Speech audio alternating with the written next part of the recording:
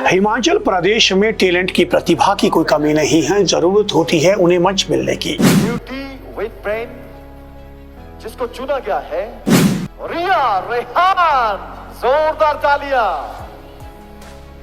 एक तरफ तो आपका एकेडमिक कैरियर जा रहा है, दूसरी तरफ आप एंकरिंग कर रही हैं, दूसरी तरफ आप जो है वो मॉडलिंग की ओर जा रही हैं। तो कहाँ से आपकी शुरुआत हुई? सोशल मीडिया जब थोड़ा ज़्यादा हमारी लाइफ में बढ़ा तो मुझे लगा कि मुझे भी ट्राई करना चाहिए। मॉडलिंग के क्षेत्र में कदम रखा तो पहली कौन सी वो प्रतियोगिता थी जिससे आपने शुरुआत की है? पेजेंट में मेरा पहला ही पेजेंट था, पहला एक्सपीरियंस था। एक खिताब भी जीता है beauty with brain. Himachal Pradesh में मॉडलिंग या एंकरिंग इस क्षेत्र में आप क्या संभावनाएं देखती है कि रिस्पॉन्स किस तरह का है और क्या कंटेंट क्रिएशन भी एक कैरियर है?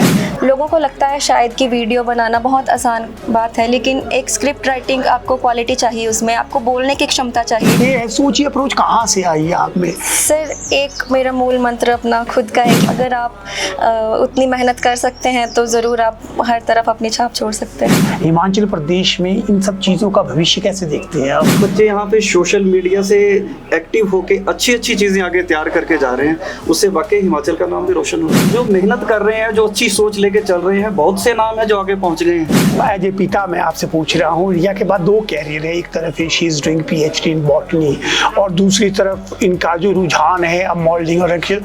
आपको क्या लगता है? नमस्कार, आपका स्वागत है। आप देख रहे हैं ब्लैक एंड व्हाइट ब्रॉडकास्ट और मैं हूं आपके साथ पंकज पंडित। हिमाचल प्रदेश में टैलेंट की प्रतिभा की कोई कमी नहीं है, जरूरत होती है उन्हें मंच मिलने की। और आज ब्लैक एंड व्हाइट एक अलग रंग में आपको अलग प्रतिभा के साथ मिला रहा है। मेरे साथ है रिया रेहान। सबसे पहले रिया, आपका स्वागत है ब्लैक एंड व्हाइट ब्रॉडकास्टर में। सबसे पहले मैं चाहता हूं कि आपकी शुरुआत आपके परिचय से की जाए कि किस तरह से और किस क्षेत्र में आपने अपनी शुरुआत की है। धन्यवाद सर, सबसे पहले आपका बहुत बहुत धन्यवाद मुझे मंच देने के लिए। मेरा नाम रिया रेहान है, मैं पालमपुर की निवासी हूँ। मेरी स्कूली पढ़ाई केंद्रीय विद्यालय पालमपुर से हुई है। उसके बाद ग्रेजुएशन मैंने दिल्ली यूनिवर्सिटी से, पोस्ट ग्रेजुएशन चंडीगढ़ में पंजाब यूनिवर्सिटी से, और अभी मैं central university of Himachal Pradesh में एक PhD की छात्रा हूँ। PhD की छात्रा हैं, तो एक तरफ तो आपका एकेडमिक कैरियर जा रहा है, दूसरी तरफ आप एंकरिंग कर रही हैं, दूसरी तरफ आप जो है वो मॉडलिंग की ओर जा रही हैं। तो कहाँ से आपकी शुरुआत हुई? सर, ये 2024 में ही शुरुआत हुई इसकी। थोड़ा मुझे जैसे सोशल मीडिया जब थोड़ा ज़्यादा हमारी लाइफ में बढ़ा तो मुझे लगा कि मुझे भी ट्राई करना चाहिए सोशल मीडिया पे। तो मैंने कंटेंट क्रिएशन शुरू किया, मुझे रिस्पांस अच्छा मिला पब्लिक से, तो इस तरफ मैंने सोचा बैलेंस बनाकर अगर मैं चल सकती हूँ तो ज़रूर कोशिश करूँगी। तो आपने जब मॉडलिंग के क्षेत्र में कदम रखा तो पहली कौन सी वो प्रतियोगिता थी जिससे आपने शुरुआत की है? सर, मॉडलिंग में पेजेंट मेरा पहला ही है। इससे पहले मैंने स्टेजेस पर एंकरिंग की है, मैं पोइट्री करती हूँ वो की है, बट पेजेंट में मेरा पहला ही पेजेंट था, पहला एक्सपीरियंस था। पालमपुर? हाँ जी। पालमपुर में जो मिस पालमपुर जो इवेंट हुआ उसमें ये फर्स्ट रनर अप रही है और इन्होंने एक खिताब भी जीता है ब्यूटी विद ब्रेन।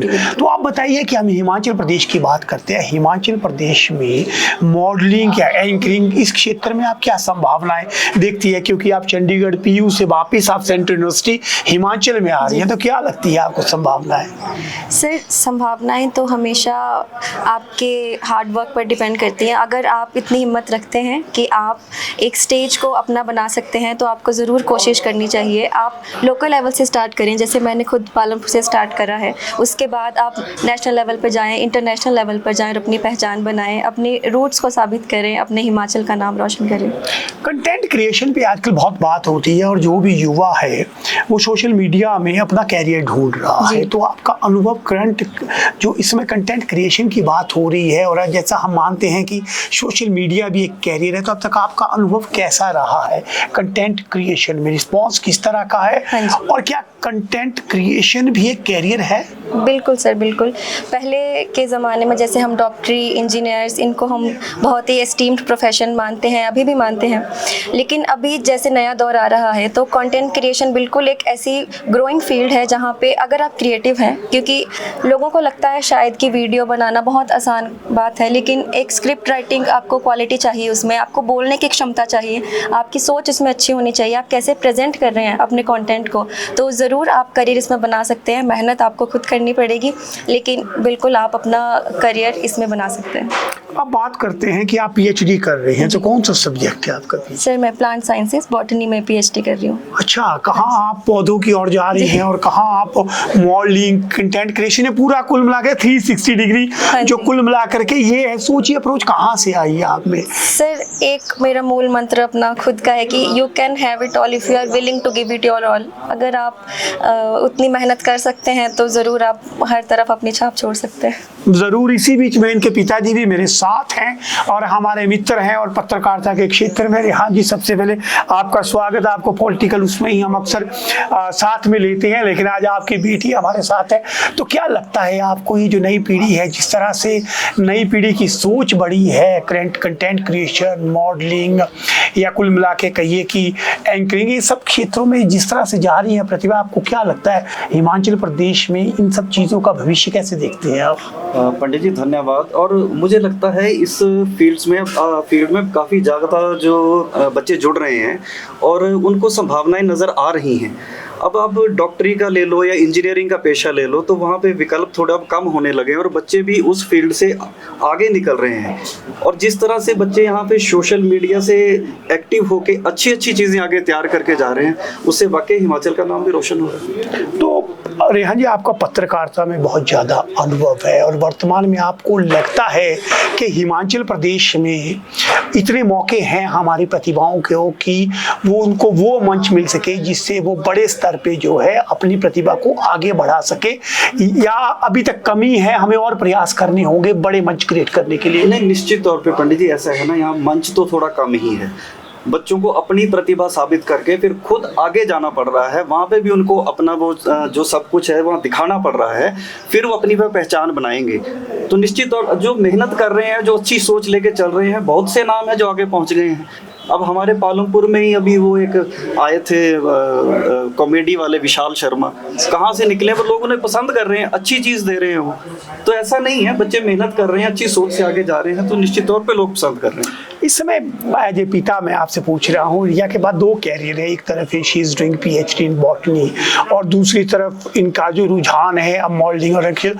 आपको क्या लगता है दोनों के बीच में बहुत अलग दिशाएं हैं, तो एज ए फादर आपको क्या लगता है कौन से कैरियर जो है वो ज़्यादा सिक्योर है या ज़्यादा बेहतर है? तो बिल्कुल सही कहा। ऐसा है कि पंडित जी मेरी 2 बेटियां हैं। वो कहते हैं ना कि बेटे भाग्य से मिलते हैं और बेटियां सौभाग्य से मिलती हैं, और भगवान ने मेरे को तो खूब दिया है जी। और दोनों बेटियां मतलब एक से बढ़कर एक निकली हैं। अब बात रिया की है, तो रिया शुरू से ही मल्टी टैलेंटेड है और मैंने इसको पहले तो यही कहा था कि बेटा तो अपनी पढ़ाई पूरी कर ले और उसके बाद ये चीज़ देखना, पहले पीएचडी। लेकिन जब देखा कि वहाँ भी ये अच्छा कर रही है और साइड बाय साइड इसमें भी अच्छा कर रही है, तो फिर रोकने का कोई बात ही नहीं बनती है।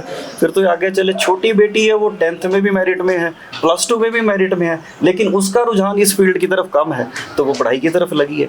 अब इतनी सी जगह पीएचडी करने के साथ साथ रिया अब फर्स्ट रनर अप रही है वहाँ पे पालमपुर की मिस पालमपुर प्रतियोगिता में। तो निश्चित तौर पे खुशी की बात है और चाहता हूँ दोनों तरफ ही चले, भगवान आके जैसा चाहेगा।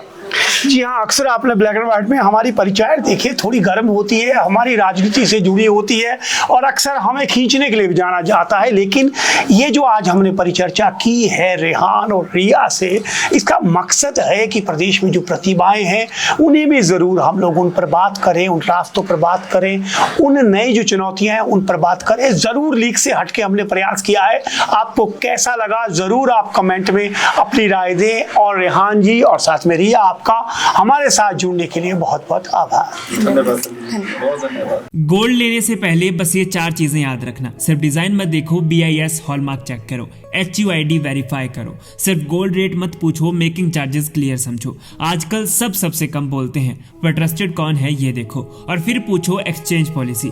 कल को अपग्रेड करना हो तो प्रॉब्लम नहीं होनी चाहिए। और सबसे जरूरी वैरायटी देखो, कलेक्शन देखो, लाइट वेट डिजाइन देखो। हर शोरूम हैवी सेट्स नहीं, लाइट वेट ऑप्शन भी देता है क्या? भूषण ज्वेलर्स में सब मिलता है। यहाँ हर कैलकुलेशन क्लियर मिलती है, लोएस्ट मेकिंग चार्जेस मिलते हैं, एक्सक्लूसिव वैरायटी मिलती है और specially curated light weight collections मिलते हैं, वो भी विश्वास के साथ। तभी तो भूषण ज्वेलर्स को कहते हैं a bond of trust. Shimla hotel, घर के बाहर घर जैसा अपनापन।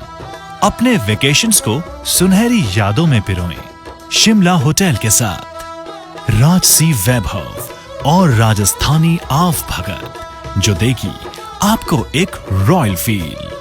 हिमाचल वासियों के लिए जयपुर में ठहरने का अपना hotel Shimla hotel. Heritage above 1, हवा महल रोड, चांदी की टकसाल, जयपुर।